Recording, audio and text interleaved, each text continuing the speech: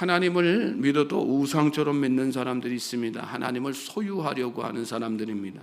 그런 사람들의 특징은 하나님을 자기를 위해 있어야 하는 분으로 생각합니다. 신명기 5장 8절에 보면 하나님께서 우상에 대해 경계하시면서 너는 자기를 위하여 새긴 우상을 만들지 말라 말씀하셨습니다.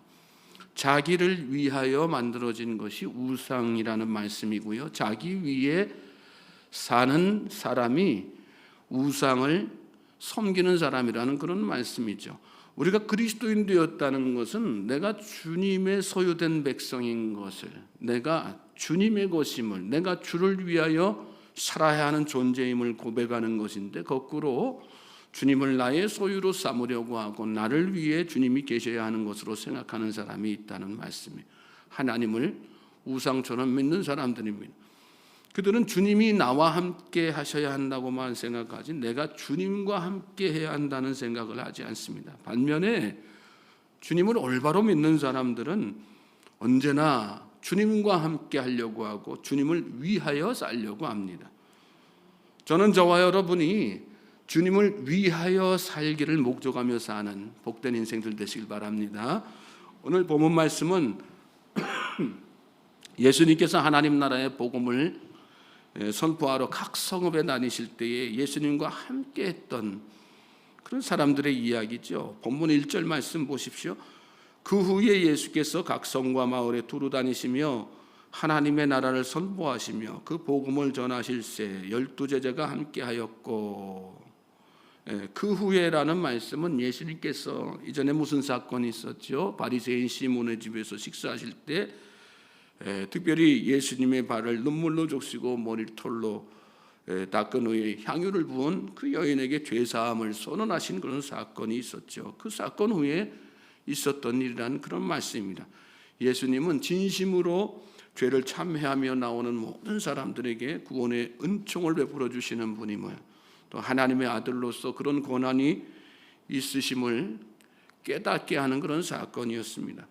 각 성과 마을에 두루 다니시며 하나님의 나라를 선포하시며 그 복음을 전하실세 그랬는데, 예수님께서 이 땅에 오신 궁극적인 목적이 바로 그 향유를 부은 여인과 같이 죄 중에 사는 모든 인간들을 구원하셔서 자유함 주시고 하나님 나라의 백성들에게 하려는 데 있다는 것을 드러내신 것입니다. 먼저 그 일에 12 제자가 함께한 것으로는 말씀 가운데서 보게 되죠. 그렇습니다. 여러분, 주님과 함께하는 사람은 주님이 하시는 일에 이렇게 동참하게 되어 있습니다. 누가 제자입니까? 주님과 함께하는 사람, 주님의 일에 동참하는 사람이 제자입니다. 반대로 주님을 소유하려는 사람, 주님을 우상처럼 믿는 사람은 주님의 하시는 일에 동참하기보다는 내 일에 주님이 동참하시기를 바라죠. 그런 사람은 주변에 관심이 없어요. 복음이 확장되어야 하는 필요성도 갖지 못합니다. 오직 나만 잘 되면 되고 내 가정만 복받으면 되고 내 문제만 해결되면 되는 것, 그게 주님을 믿는 목적의 전부입니다. 교회도 그렇게 생각하는 사람이 있습니다. 교회를 소유하려는 생각, 내가 교회를 위해 있어야 한다는 생각보다 교회가 나를 위해 있어야 한다는 생각에 빠져 삽니다. 그러면 그런 사람들은 대부분 교회 생활하는데 올바르게 신앙생활하지 못하죠.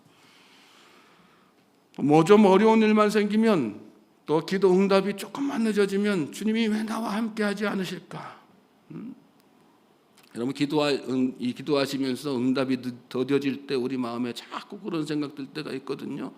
근데 여러분, 믿음의 사람은 그런 생각을 다 지워버려야지 돼요.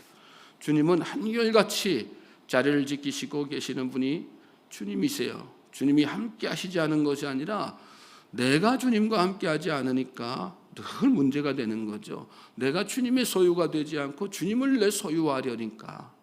그래서 늘 우리 인생이 답답함을 느끼고 문제가 계속해서 커져가는 것입니다. 2절 말씀 보시면 또한 악귀를 쫓아내심과 병고침을 받은 어떤 여자들 곧 7 귀신이 나간 자 막달라인이라 하는 마리아와 이 12 제자 외에도 예수님과 함께한 사람들이 있었어요. 특별히 여인들의 이름이 나오죠. 막달라 마리아, 또 그 뒤에 보면 구사의 아내 이렇게 쭉 해서 여러 여자들, 그 외에도 여러 여자들이 다 있었다, 그런 말씀이 나와요.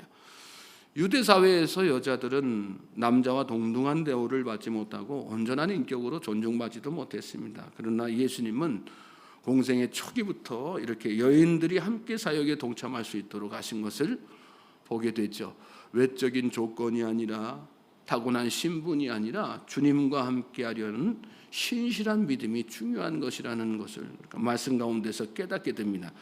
예수님과 함께한 여인들 중에 막달라 마리아가 가장 먼저 나오죠. 7 귀신이 나간 자라고 이렇게 말씀했는데, 막달라 마리아는 한때 7 귀신이 들려서 방탕한 삶을 살았던 여인입니다. 7은 성경에서 완전 숫자니까 7 귀신이 들렸다는 것은 7마리의 귀신이 들렸다는 뜻보다는요, 완전하게 귀신에 사로잡혀지던 때가, 그렇게 황폐한 삶을 살았던 때가 있었다는 그런 의미죠. 그런데 예수님께서 그를 사로잡고 있던 악귀를 다 이렇게 쫓아내신 뒤로 예수님과 함께 사는 자가 된 것입니다. 악한 영이 사로잡혀 있을 때, 영적으로, 다른 말로 하면 영적으로 병들어 있을 때 예수님과 함께 할 수 있는 자가 될 수 없어요. 여러분 마음에 주님과 함께 하려는 마음, 주님의 일에 동참하려는 마음이 생기지 않습니까? 내가 지금 귀신이 들려도 단단히 들렸구나, 내가 영적으로 중병이 들렸구나, 그렇게 스스로를 자각할 수 있길 바랍니다. 나는 문제 없는데, 아무 문제, 교회 잘 다니고 신앙생활 열심히 하고 예배도 잘 드리고 있는데요, 자각하지 못하니까 심각해지는 거라는 말씀이에요. 막달라 마리아는 한때 7 귀신 들려서 지냈습니다. 주님께서 7 귀신을 쫓아내 주시니까 주님과 함께하는 자가 되는 것입니다.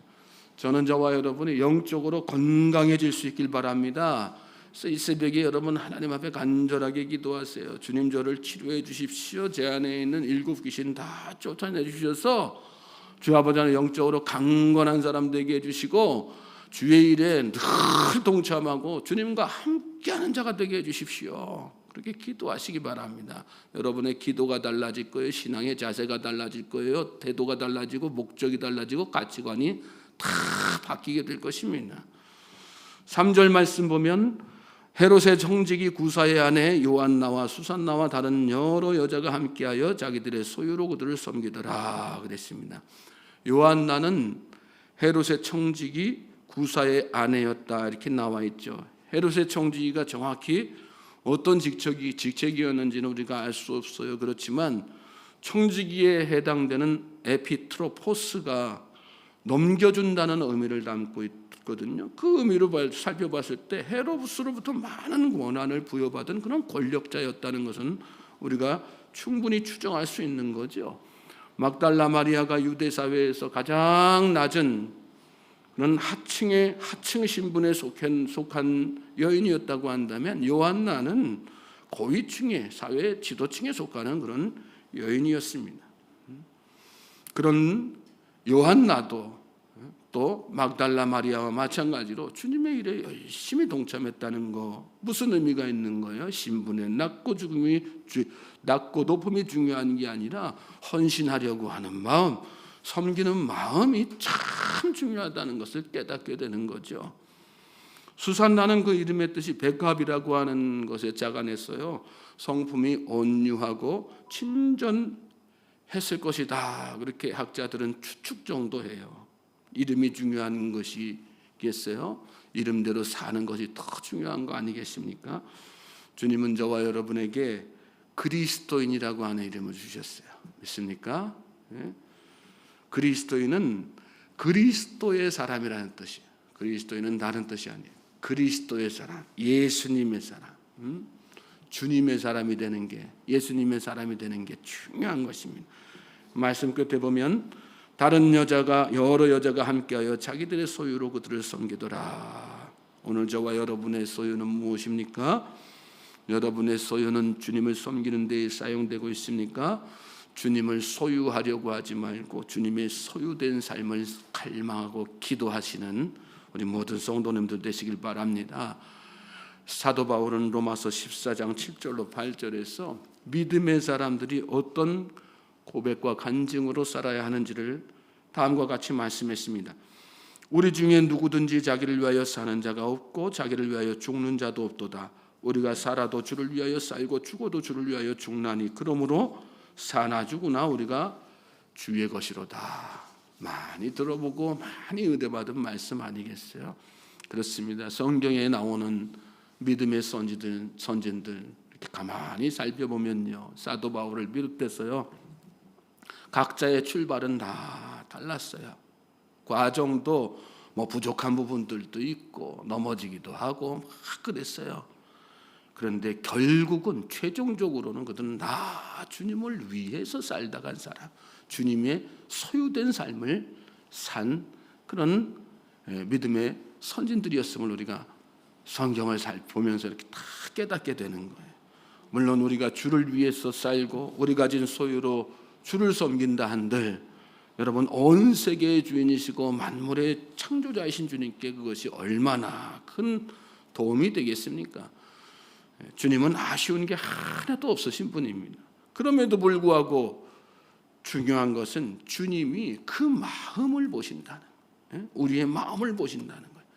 어린 자녀가 서툰 글씨로 애틋함을 표현한 그 작은 손 편지에 부모는 감동하는 거 아니겠어요? 그것처럼 주를 위해 살겠다는, 주님께 무엇 하나라도 드리겠다는 그 주님을 향한 그 사랑의 마음을 주님께서 보시고 또 기쁘게 받으시고 감동하셔서 하늘 문을 열어주신다는 것입니다. 여러분, 우리가 천년만년 사는 거 아니에요. 그러므로 하루를 살아도 주님을 위해 살겠노라고 결단하는 그런 믿음의 성도로 나아갈 수 있길 바랍니다. 주님께 그 마음을 드리십시오.